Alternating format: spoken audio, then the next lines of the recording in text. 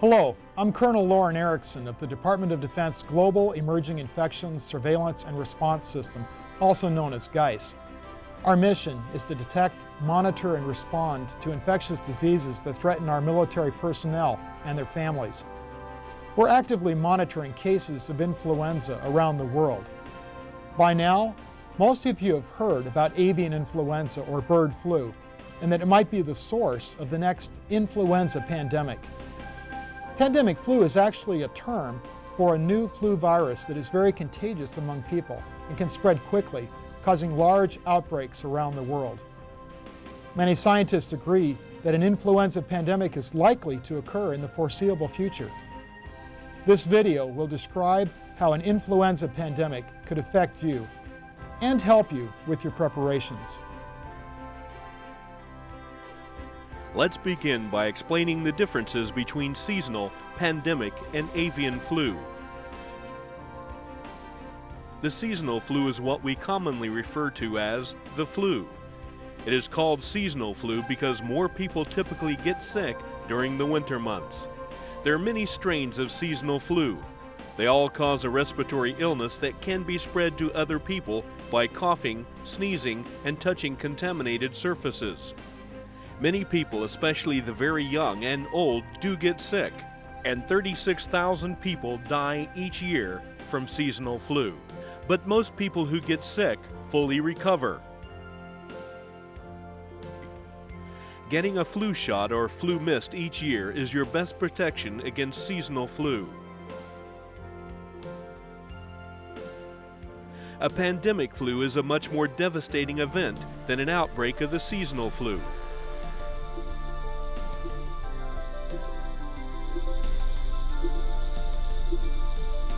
It is caused by a new flu virus, or one that hasn't circulated in a long time, that is hard for our bodies to fight off because we have little or no immunity to the strain. This type of flu can spread easily from person to person. Flu vaccine is usually in good supply for seasonal flu, but in a pandemic, vaccine may not be available for 6 months or more. There were 3 pandemic flu outbreaks during the 20th century. By far the most devastating was the influenza outbreak in 1918. Within 6 months between 1918 and 1919, millions of people died. Nearly half of those who died were young, healthy adults. A pandemic flu can spread quickly from person to person and around the world, infecting a large portion of the population. Currently, there is no pandemic flu, but there are many experts who are concerned that avian flu could lead to the next pandemic. Avian or bird flu is an illness that occurs naturally in wild birds. One type, H5N1, is deadly to birds and can be passed from birds to humans. This strain of avian flu is what most of us refer to as the bird flu. Doctors began seeing bird flu in a very small number of people in Southeast Asia in 2003. Since then, the illness has spread away from this region through the movement of infected birds. Although it is not a pandemic, it has caused serious illness in the small number of people infected, and more than half of them have died. The people infected often live or work directly with poultry. The threat of avian flu might worry you if you're planning to travel overseas. You can travel safely to areas affected by bird flu if you follow a few precautions. Avoid contact with birds, especially in live bird markets or local farms. Eat only fully cooked poultry, egg, or duck dishes. And clean your hands frequently. If you become sick while traveling, contact the local U.S. Embassy. They can assist you in locating medical services and informing your family and friends. You can also contact the local State Department officers online at the State Department website shown here. After you return home from an infected area, watch your health closely for 10 days. If you become ill, tell your healthcare provider your symptoms, where you traveled, and if you had close contact with birds or sick people. The Department of Defense is acting to protect you and your family in the event of a pandemic flu. Our medical departments have been stockpiling medical items that will be needed, for instance, medications and personal protective equipment. Early detection of a pandemic flu is important because the sooner our public health experts realize there is a problem, the sooner they can identify the proper vaccine and take action to control the spread of the illness. The Department of Defense Global Emerging Infections System, or GEIS, has some 80 sites around the world to detect and track outbreaks of influenza. The efforts that DoD is taking will be invaluable in the event of a pandemic flu, but you cannot rely on these preparations alone to protect yourself and your family. Planning and preparing for a pandemic illness is everyone's responsibility. During a severe pandemic flu, up to one half of the community could be sick and unable to work. This could disrupt virtually every aspect of daily life for up to 12 weeks. You need to start thinking about what you will do if the services you depend on are not available. Imagine the effects on your family and community if hospitals are overflowing, if schools, banks, and post offices are closed, if services such as telephone, water, and power are disrupted. Stores may close or have limited supplies. You may not even be able to rely on public transportation. Consider that the ability to travel, even by car if there are fuel shortages, may be limited. Preparing for disruptions like these to your daily life from a severe pandemic may sound overwhelming, but you can organize your preparations in two main steps. Step number 1. Visit the pandemicflu.gov website.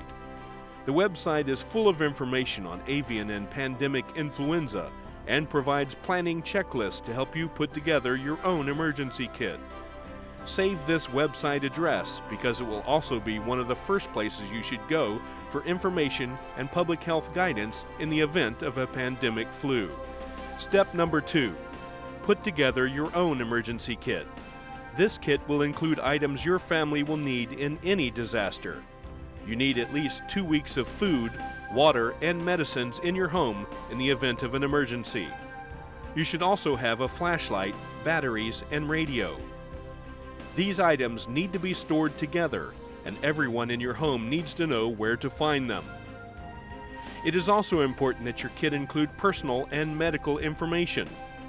The checklist from pandemicflu.gov is a good starting point for medical information your family might need in an emergency. Be sure to include who to call within your chain of command in the event of any type of disaster. The American Red Cross website, www.redcross.org, also has information on general disaster preparedness.